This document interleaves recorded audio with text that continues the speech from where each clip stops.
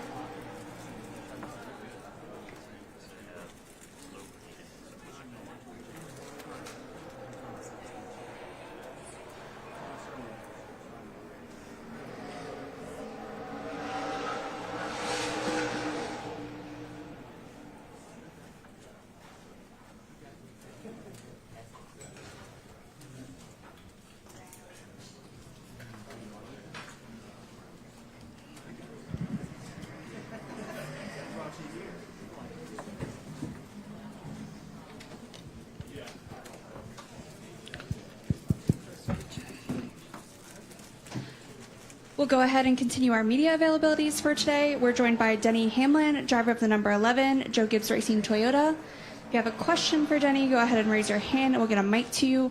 We'll start over there with Jordan and we'll come to Kelly in the front. Jordan Bianchi with The Athletic. What's your mindset coming into this race? Are you thinking points? Are you looking at win? What are you thinking? To your right. Okay. Say it again. No problem. What's your mindset going into the race? Are you thinking points to advance? Are you thinking you need to win? Kind of what's the approach? Yeah, I mean, I'm coming here to win. That strategy won't change unless the situation changes in the race.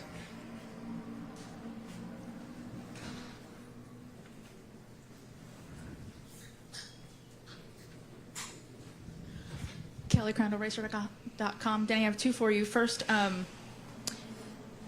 how would you describe this round of the playoffs in terms of previous ones that is this the most frustrating? Is that the word? Is it? Yeah, it's a good word for it, for sure. I think that when we saw kind of how the tracks were placed in the playoffs and whatnot, we knew that, the adding of Atlanta was going to be a big one. That certainly, was going to put some variability in the results that you can't always plan for. But still, you got to execute, and certainly, kind of look at the top five, look at the bottom five. It's certainly not something you would have predicted, certainly, and not have seen for the first 27 races, 28 races in the year. But it's a new ball game now, and you still got to go out there and perform. So, frustrating, being that we haven't had the results, certainly. But today's a new opportunity. Something fun I just saw on Instagram you posted about Stephen A. being at 2311. Was that a casual visit, or can we expect anything from that content-wise? Yeah, obviously his relationship with Michael is pretty close, and we had a great sponsor summit over a 2-day period at Airspeed over the week. So he came and did a speaking engagement for us, which is fantastic. We'll go to Matt. Matt Weaver, Sportsnaut. First of all, is Lulu safe, secure somewhere? What's the She resolution is. there? Yes. What's the resolution? Yeah. This is her last shot. Kind of a big picture question, though. I mean, we've talked a lot this season about the parity, and I think that kind of segues into the way that some of these overtimes and road courses play out. When you guys communicate with NASCAR in the competition meetings, do you feel like they are receptive to some of these conversations? They seem to be with the tire, right? Like, are they aware that something might need to change, or these races are going to continue to devolve into more of what we've seen the second half of this year? Truthfully, I'm not aware of any conversations that the teams have or drivers have as far as influence on the schedule. Competition, certainly rules. They're continuing to look at ways to make short tracks better and really putting emphasis over the last year on the tire. We definitely saw something in the right direction. Watkins Glen and some of the other short tracks. I'm really excited to see what happens at Martinsville with that tire. So, I think we're trending in a direction that we used to race at, decades ago, to age myself. But still the parts and pieces are all the same. It's still going to put it in the driver's hands, like this weekend, to go out and differentiate yourself. But I think that the collaboration has been good on the competition side. But ultimately, they still will make decisions based off of what they feel is best, and certainly react to given situations. Denny, right here.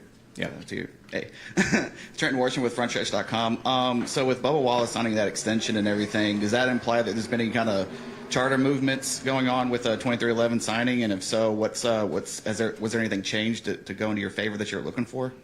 No, nothing's changed on our side on that. We've said for a while that we plan on racing next year no matter what, and so we're sticking to that. We'll go to the front to Bob.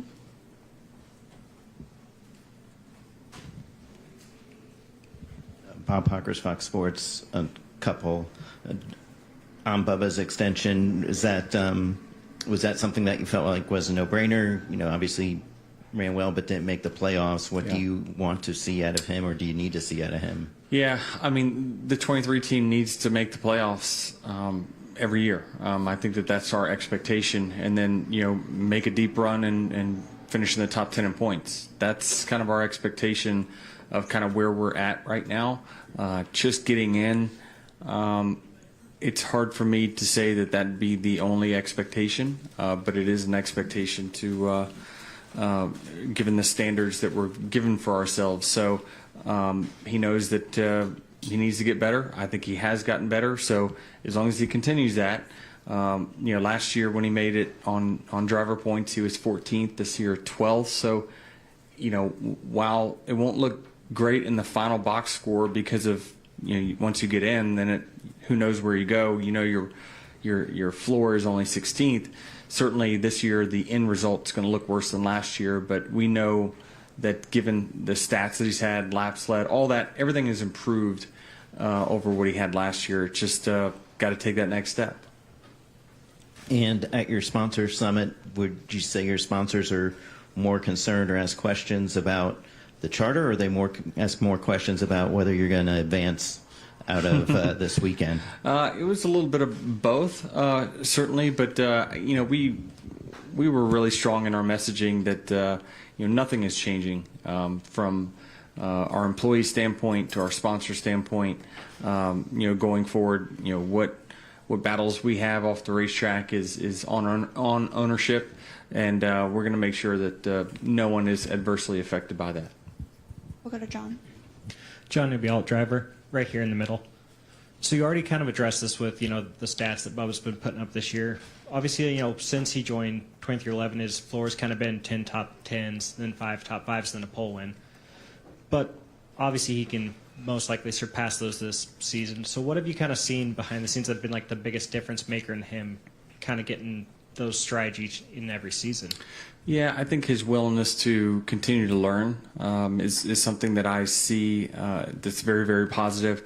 You know, not that he didn't in the past, but I think his willingness to put himself out there in vulnerable positions to, you know, ask for help when he needs it has been very encouraging. And certainly we've seen, from my standpoint, more pace on road courses, more pace at tracks that typically he wasn't as fast at that he needed to be. So I think all that is good. His feedback's gotten better. That's very, very important. So again, as long as he continues on that trajectory, everything will be fine. We'll go to Dustin. Dustin Long, NBC Sports. Christopher Bell talked earlier this week that he thought the spring race here was officiated differently in this, from the first two stages to the last stage. His point being there weren't as many cautions for flat tires and stuff like that. One, I just want to see, I guess you agree with that. I do, yeah.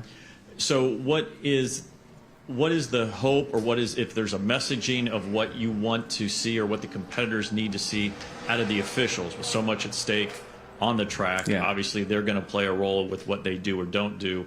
What do you need to see, or what do you hope to see come Saturday night? Yeah, just consistency of, you know, whatever is a caution early, it's the same caution that's late. If you're willing to let guys run around the bottom or the top with a flat tire, you know, let them do that at the end of the race as well, right? And so just consistency as far as that's concerned. And as long as it's, you know, if it's called tight at the beginning, call it tight at the end. If it's loose at the beginning, call it loose at the end. Those are the only consistencies kind of that I think competition would be looking for. Have you seen any other types of discrepancies in this, I guess short track races in particular, but this season with compared to what you saw in the spring race, or has it been more consistent in those races? I'm not sure. I mean, sometimes I think it depends on how tight we are on our TV window, truthfully. If I had to, you know, kind of draw conclusions on, you know, when we want cautions, when we don't, but that's just my tinfoil hat theory. We'll go ahead and go in the middle. Denny, with 3 wild card races, with 3 wild card races or 2 wild card Who races. gave you a in the pass? Is it an advantage to know that you're going to have to beat 2 teammates to advance, or is it a disadvantage knowing your teammates are so well or how their cars are? I'm not really sure. I mean, I think that, probably a disadvantage simply because, we've had success here. They know what we had in our car to make it work so well, things like that. But, if they were with a different team, maybe you get your competition guessing and panicking on, okay, we don't have enough pace, we need to wholesale our car, and then you end up missing it big. But still, I think it's so tight, it's just going to be who outruns who. And so, hopefully things work out in our favor. If not, then certainly, we've got some team cars. All of our cars, there's 3 of them kind of in the question mark there. Would be awesome to get all 3 in, but, odds are we're going to get, more than 1. Go over here to the left and finish with Davey. Jacob Seelman, Race Face Digital, over to your left right here, Denny. When you look at the spring race and the skill set that you talked about afterwards about saving tires and how you felt comfortable doing that and knowing that the tire and the track treatment is the same this time around, does that excite you? Does that make you look forward to that style of racing given how you've been good at it over the years and, going all the way back to your late model days? I mean, if I had a preference, I would prefer it not be that way, just because it's another variable that is thrown into the mix. And we talked about kind of cautions, like is that untimely caution really going to cost you? If you make the nice conservative call to go ahead and pit before your tires go flat, someone else doesn't, caution comes out, traps you laps down, certainly could have some big implications. So truthfully, I'd rather it just kind of be the natural fall race that we've had, where the best cars, best drivers find their way to the front. And but if it's a crazy race, we have to adapt, and certainly I feel like we're prepared for either. Davey Siegel with SiriusXM NASCAR Radio. Denny, qualifying is obviously important everywhere. I know it's kind of difficult to pass most places we go. You've qualified in the top 10 in your last 9 times here and won 3 of those. How important do you think that session later today is going to be for your success tomorrow? I mean, it's not totally indicative. If I don't qualify well, the rallying cry is going to be, well, we can win from anywhere, right? So if you do qualify well, hey, it's a great start to the weekend. But certainly you don't want to set any kind of panic in on your team or anything like that. I'm not going to be, regardless of the result. But again, I'm going to be on the offense starting right away, right? And then so I'm going to be fine with the result either way. But I just know over 500 laps here, things will work themselves out, and we'll have a shot to win. Done. Thank you.